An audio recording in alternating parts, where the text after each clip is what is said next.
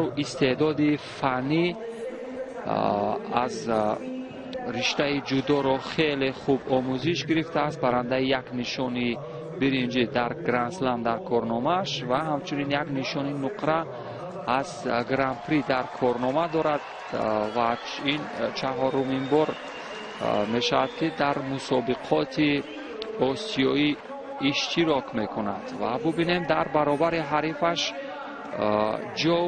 جون لانگ از کدام شیوه و از کدام نحوه مبارزه استفاده میکند. به نظر میرسد که بهروز خواجه‌زاده در بخش کارت از زمین هم خود را تقویت داده است. ببینید چگونه حریف را کنترل میکند در بخش نوازه یا همان با تخت پوش نگاه داشتن حریف، ولی پایش یکم نامساعد بود. از قسمت پای با دست یک حلقه زده قپیده بود. ورزشگری هنگ کنگ از این لحاظ موقعیتی به تخت پوش نگاه داشتن یا کنترل کردن حریف رو از دست داد. ولی پرتوب های سراپای بهروز خواجه‌زاده هم بسیار به مورد دیدنی و جذاب هستند و امیدوار هستیم که از این شیوه مبارزه هم در برابر این ورزشگر 21 ساله هنگ کنگی کار میگیرد و خاطررسان میکنم که ورزشگری هنگ کنگ این ورزشگری نوکاره هست که این اولین بار در مسابقات آسیایی اشتراک میکنند. داور هم کمکاری هر دو ورزشگر رو دید و با این دلیل به آنها کارت زرد جزا داد. از نگاهی کارت های زرد نتیجه برابر است و بهروز خواجه‌زاده اگر همون دوش آمد کند به تعبیر مربیان ما شانسی دریافت و پرتاب کردن اصول های جذاب و دیدنی رو دارد.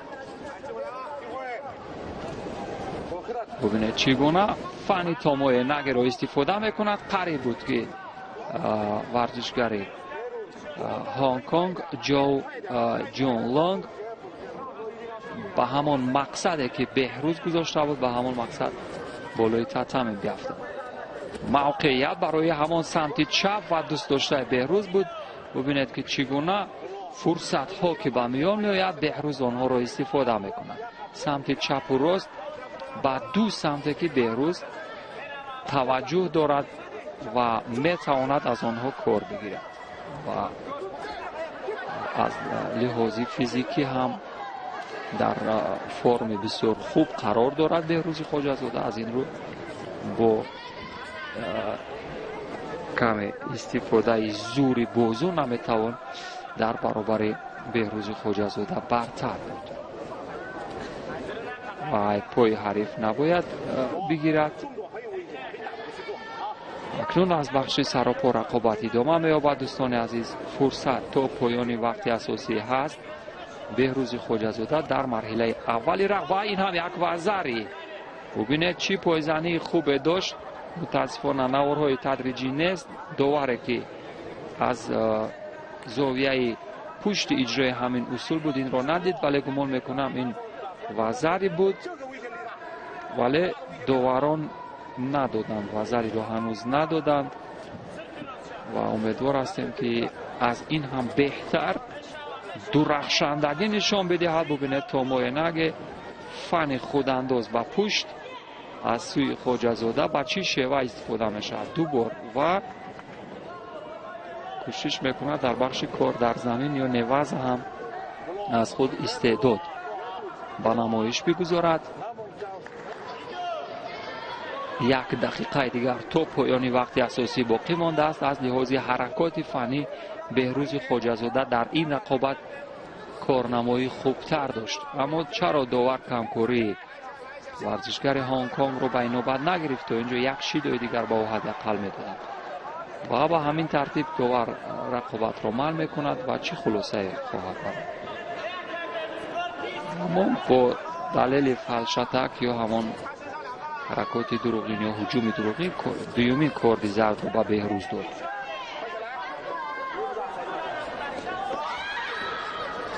که گمان میکنم این به اساس بود و رقابت ادامه می‌یابد در بخش کار در زمین. بهروز چون ثانیه های پایانی باقی ماندند باید همان حرکات معمولی یا ضربه فنی کند حریف را، به تعبیر دیگر اجرای اصول کند تا در برابر این حریف نوکار دست بالا شود. موقعیت از قسمت پشت حریف ببینید چگونه چنگ موافق زد. 16 ثانیه تا پایان وقت اساسی. بهروز خواجه‌زاده در مقصد اجرای یک اصول دیگر، ولی اینجا فلشتک بود اکنون از سوی ورزشگر هنگ کنگ و باید به او شیدا بدهند. ببینید داوران چگونه طرفگیری میکنند. شیدا نداد به ورزشگر هنگ کنگ و به همین ترتیب رقابت در گلدن سکو ادامه خواهد یافت. داور بالای گلیم حجمه یا دستوری شروع رقابت رو داد بار دیگر و اشاره میکند که در همان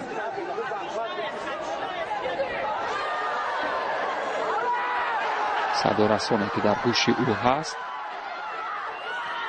صدای داوران دیگر نیست. اکنون موقعیت برای بهروز خواجه‌زاده ببینید باید شیدا داده شود ولی شیدا نمیدهند. به هر حال یک نوع طرفگیری دیده می شود. دوستان عزیز بار دیگر ببینید چگونه میگریزد. 3 بار شد پیاپی فرار از اصول های حریف می شود، اما بله اکنون فلشتک در حالی که 3 بار شد نه یک بار به ورزشگری هنگ کنگ داده. اکنون موقع قپیدن و اجرای اصول ببینید به این شیوه بهروز خواجه‌زاده اجرای اصول معمولی تایتوشی رو داشت، موفق نشد. به هر حال امیدوار هستیم که در ادامه رقابت فنون جذاب و دیدنی یا اصول های پرتابی زیبای بهروز خواجه‌زاده رو ببینیم. ولی ببینید گریز و گریز پیاپی از سوی جون لانگ هست. هیچ عملکرد جذابی ندارد، فقط میقپد و راهی فرار میجوید. ببینید چگونه اکنون موقعیت برای بهروز خواجه‌زاده و باز راهی و این هم و زری بهروز خواجه‌زاده در مرحله 4 نهایی. خیلی زحمت کشید، بالاخره تجربه در برابر نوجوانی دستی بالایی را داشت و بهروز خواجه‌زاده به همین ترتیب در مرحله یکم رقابت ها برنده شد. جان لونگ از هنگ کنگ چین را از صدر را برداشت و به مرحله بعدی رفت.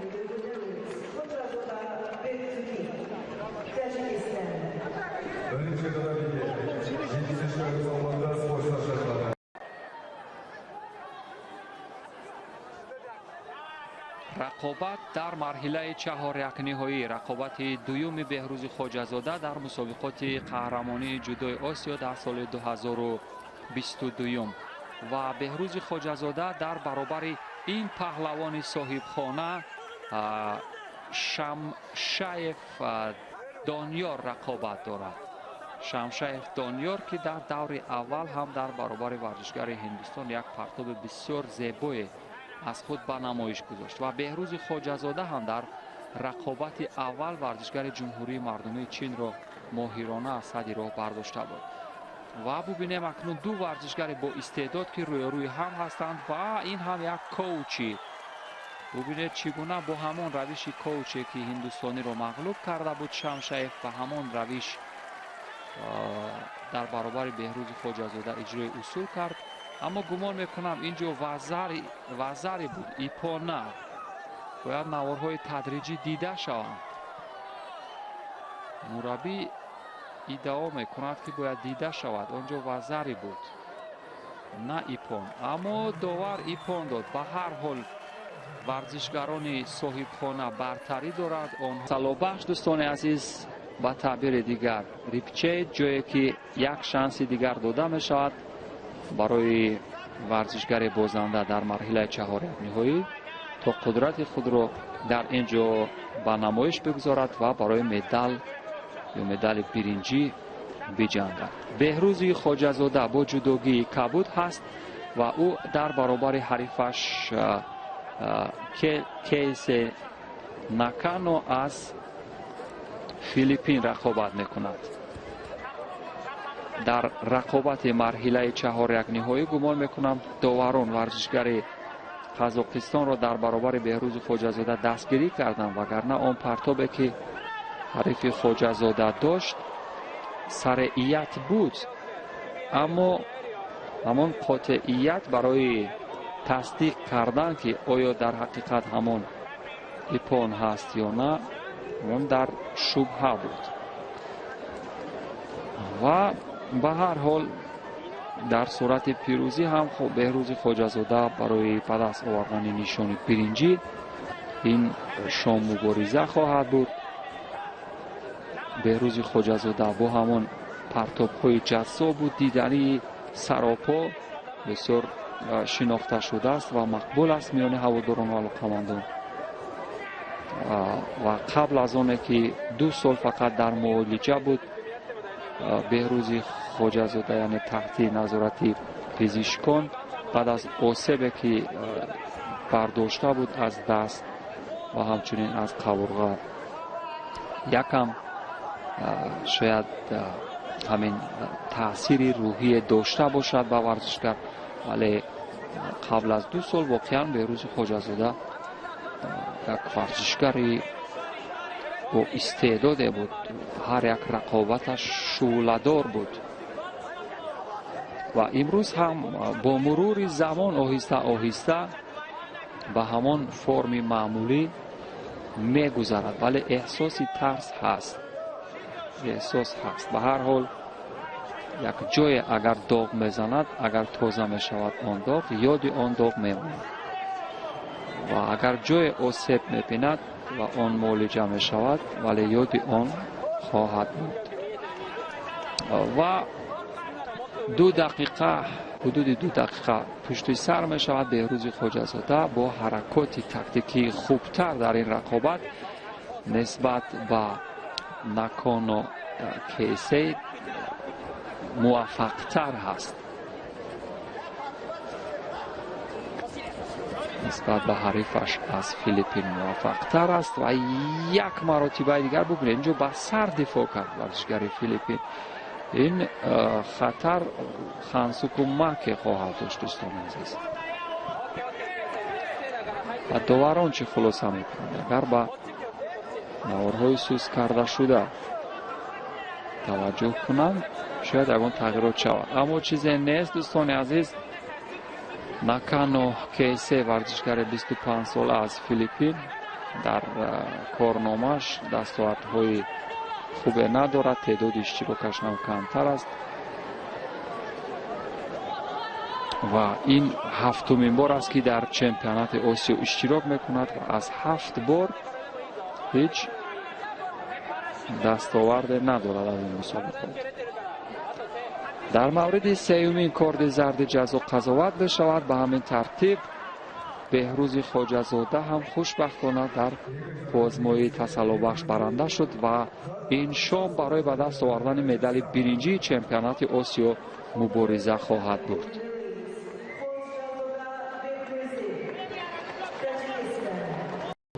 خوب دوستان عزیز، هواداران و مخلصان گوشتین جودای تاجیک، شما را دعوت میکنیم به تماشای رقابت یکی از بهترین ورزشگران تاجیکستان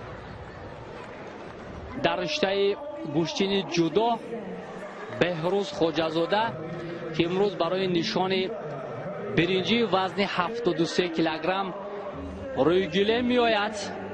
با نماینده ازبکستان عابدخان نامانوف مبارزه خواهد برد. بهروز خواجه‌زاده، چون ما میدانیم بهروز نزدیک 2 سال بود که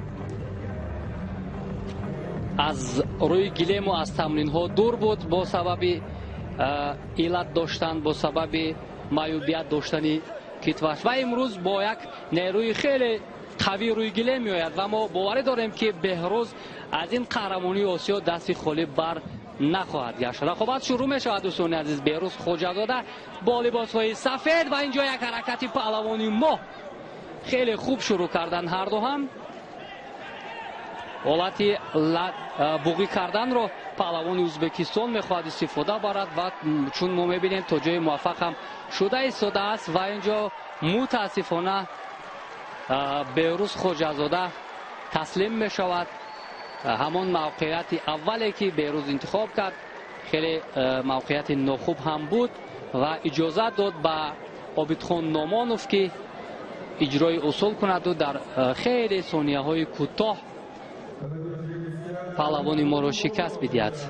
мутаассифона мо нав ба васф кардани беҳрӯз гузаштем ки инҷо паҳлавони мо мағлуб шуд.